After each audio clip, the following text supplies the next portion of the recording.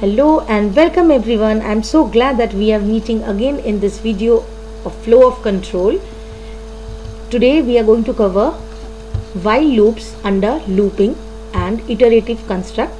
In the previous video we have already covered up for loops. Now let's begin with while loops.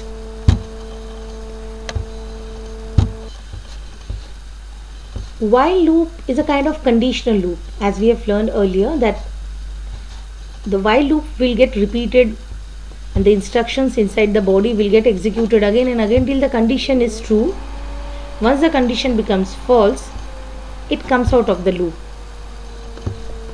The syntax for while loop is while any expression is given, any conditional expression is given, and then the loop body is there. And here also we need to give a colon, as in for loop, or you have seen in if and else also. In the header lines we give a colon so that the block, the indented block starts. For that we need to give colon. Now this we have already seen earlier, this flow chart. So let's see the example. First of all, you must remember that inside while loop, in the body of the loop, there can be a single statement, there can be multiple statements, or there can be an empty statement, that is a pass statement only.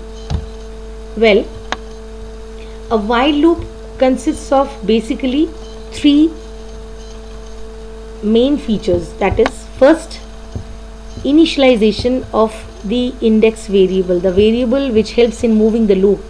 As in for loop we have seen that there is an index variable, like when we do with range function for I in range.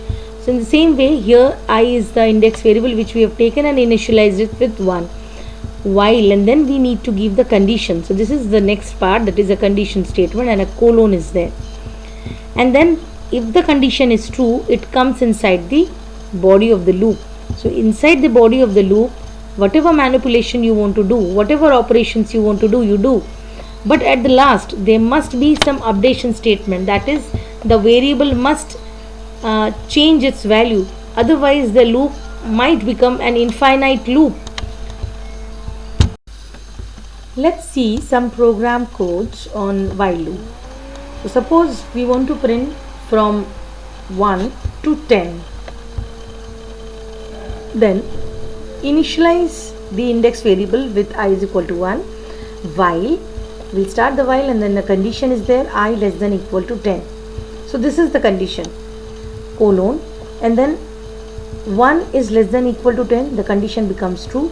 You will come inside the loop, the body of the loop. The first statement is print I, so you will print 1, then again a space, and then I equal to I plus 1. So 1 plus 1, that makes 2. I's value will increment by 1 value and I will become 2 now. And then again the loop will move from here to here. Again the condition will be checked, 2 less than equal to 10. It is true, it will come inside, it will print 2, and then it will give a space, like here. After printing 2, it will give a space. Then I equal to I plus 1. So again you are incrementing the value of I with 1 value. This is the step which you are increasing, which the step value which we take in for loop. Again with the value 3 less than equal to 10, then 3 will be printed, again 3 plus 1 4. So likewise it will move on till 10, because we have given less than equal to 10. So when 10 less than equal to 10, it will become, then again it will print 10, then 10 plus 1, I's value will become 11. So again it will check, 11 is less than equal to 10, it will come out of the loop because the condition will be false. So finally when the I's value becomes 11, it comes out of the loop. So it prints for all the values where the condition is true. This is the output.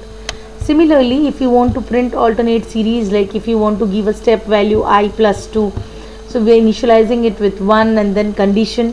Remember the initialization statement which we give above while, the control comes here only once. After that, while condition is checked, if it is true, it comes inside and execute the loop body. Again the condition is checked, if it's true, again it comes inside the loop body, and the updation is done inside the loop itself. So that is why if you can see, I equal to I plus 2, this is indented at the same level of the loop body. The updation part is indented at the same level of the loop body. All the statements which are inside the loop are indented at the same level. So 1 less than equal to 10 is true, 1 will be printed.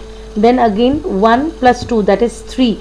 Again it will check for 3 less than equal to 10, true. Again it will come inside and it will print 3. 3 plus 2, 5. Then 5 plus 2, 7, 9. And then when it will become 7 plus 2, 9, it will come here. 9 is less than equal to 10, true.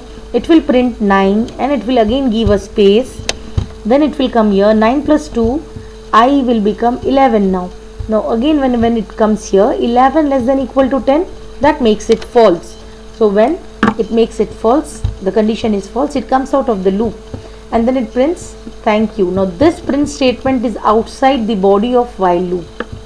This print statement where thank you is written. So thank you will be printed and then I equal to, here the value of I will be printed because whatever inside quote is there, it is printed as it is. So the last value which I has taken is 11 in the memory. So I's value 11 is printed here. You can see here. That is the highest value which I takes. Irrespective of in case of for loop, unlike to that, the highest value was the one which the index value was taking in for loop. But in case of while loop, the condition on which the value of the index variable becomes false, that is the highest value with which it comes outside the loop.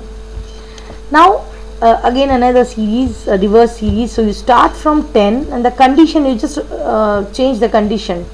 I is greater than equal to 1, that is 10 is greater than equal to 1. Yes, it is true, so it will come inside.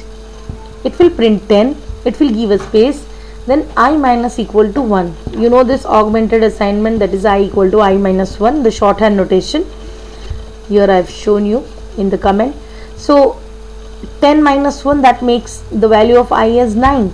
So again it moves here and it checks 9 greater than equal to 1, true. It will come inside, it will print 9.